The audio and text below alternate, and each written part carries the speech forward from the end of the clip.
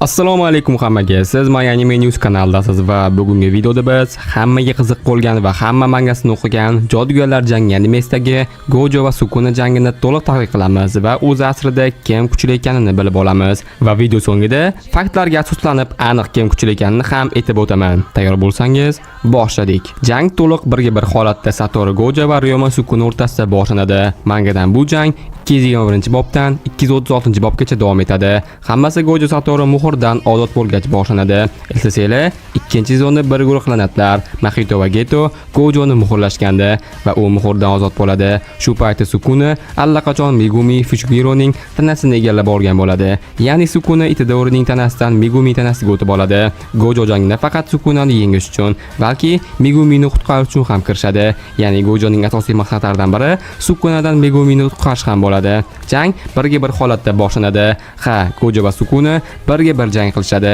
Hech kim aralashmaydi, faqat jangni Yuta, Yuji, Hakari, Kashima va boshqalar uzoqdan kuzatib turishadi, lekin hech bir aralashmaydi. Bu haqiqatan ham ikki eng kuchli jujutsu ustasi o'rtasidagi to'liq duellar. Dastlabki bosqich Limitless va Shrine. Gojo o'zining Limitless texnikasini, xususan cheksizlikni yoqadi. Bu unga hujumlar tegimasligini ta'minlaydi. Sukuna esa Malevolent Shrine demonini ochadi. Bu Unlimited Clave Descent texnikasini ishlatadi. Ya'ni har qanday narsa, hatto fazo yoki havoni ham kesib yuboradi. Sukuna bu kuchni Muhoragani chaqirib, uning mo'salash kuchidan foydalanib o'rganadi. Gojo 6 ko'z plus Limitless bilan bo'shliqni manipulyatsiya qiladi. Sukuna 10 soya texnikasi bilan Muhoragani chaqiradi. Muhoraga va yangi tahdid. Sukunada 10 soya texnikasi bo'lgani uchun u Muhoraga nomli ilohiy Shikigamini chiqara oladi. U har qanday texnikaga moslashuvchi xususiyatga ega. Bu Gojo uchun katta hal bo'ladi, chunki Muhoraga vaqt o'tishi bilan cheksizlik texnikasiga ham moslashib oladi.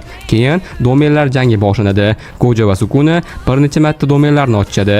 Gojo Unlimited Voidni ochadi. Sukuna esa Malevolent Shrine'ni. Gojo domeni cheksiz axborotni raqibga yuklaydi. Bu aqlni ishdan chiqaradi, lekin Sukuna domeni boshpana, barrier talab qilmaydi. Shuning uchun u barqarorroq. Jang davomida ikkalasi ham domenlarni yo'qotadi, chunki ular bir-birining domenini yo'q qilishda nihoyatda ko'p kuch sarflashadi. Gojo ustunlikni qo'lga oladi. Dastlabki jangda Gojo ustun bo'ladi. U Sukunaning domenini bir necha marta yorib kiradi. Muhoragani ham vaqtincha cheklaydi. Barcha kuzatuvchilar ham Gojo yutadi deb o'ylaydi. Gojo o'zining ko'k, qizil va nihoyat siyoh rangini ishlatadi. Siyoh rang ko'k va qizilning kombinatsiyasi. U Sukunani juda og'ir ayollaydi. Hatto Sukunani yutgandek ko'rinadi, lekin keyin Muhoraga to'liq cheksizlik texnikasiga moslashadi.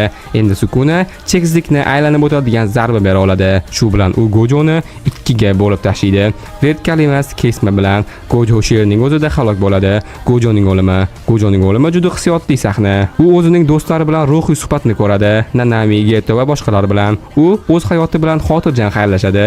U shunchaki men hech qachon yutqizmaganman, faqat menga o'xshash kimsa yo'q edi deydi. Bu Jujutsu Kaisen tarixidagi eng og'ir va hissiyotli sahnalardan biri. Bu Gojoning o'limidir. Jangdan keyin Gojo o'lgach, Sukuna yana jangni davom ettiradi. Endi unga qarshi Yuta, Kashimo va boshqa kuchli jodugarlar kirishadi, lekin Sukuna hali ham eng kuchlisi bo'lib qoladi.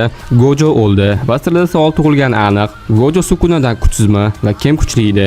Bu juda muhokamali savol, lekin manga muallifi Geji Akutamaning o'zi shunday degan. Agar Sukunada Muhoraga bo'lmaganda, Gojo yutgan bo'lardi. Ya'ni texnik jihatdan va kuch jihatdan Gojo kuchliroq, strategik jihatdan Sukuna olib chiqdi, chunki u Muhoraga orqali cheksizlikni yengish yo'lini topdi. Agar Muhoraga bo'lmaganda, Sukuna ancha vaqt oldin o'lib ketardi Gojoning qo'lidan, chunki yer sayyorasida hech qaysi jodugar Gojoning cheksizlik kuchini yorib o'ta olmaydi. Barbirga ham Sukuna ancha yashagan, shu uchun aqlli ham. Sukunaning o'zi ham bilgan, Muhoragadan tashqari hech kim bu ishni qila olmasligini. Qisqa qilib aytganda, Sukunadan har qanday yo'nalishda Gojo ustun va undan kuchli. Agar Muhoraga va boshqalardan qo'shilmasdan faqat o'limgacha Sukuna va Gojo jang qilsa, Gojo yengadi va bu ustiga Disney, Pixar yoki DreamWorks emas, qahramon yutadigan. Bu anime. Bilasizlar, hozir dizaynsiz ish bitmaydi. Shunga sizlarga o'zimni dizaynerimni tavsiya qilmoqchiman.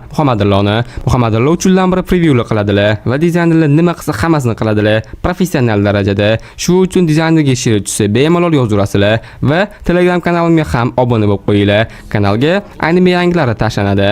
Xullas, Gojo va Sukuna jangini bilib oldinglar va ikkovidan kim kuchli, ekanini ham aytdim. Albatta Satoru Gojo. Bugungi videoda sizlar bilan Gojo va Sukuna jangi va Ken kuchliligi haqida gaplashdik va video haqida va anime haqida savollar bo'lsa, kommentariy ochiq bemalol savollarni berursanglar bo'ladi. Shunaqa qiziqarli videolarni chiqaraman. Shu uchun kanalga obuna bo'lib, like bosib, shunga o'xshagan qiziqarli videolarni o'tkazmaslik uchun qo'ng'iroq tugmasini bosib qo'ying. Bosib qo'ygan bo'lsangiz, xotirjam xayr. Keyingi shunga o'xshagan qiziqarli videolarda ko'rishguncha. 私はあなたを忘れない。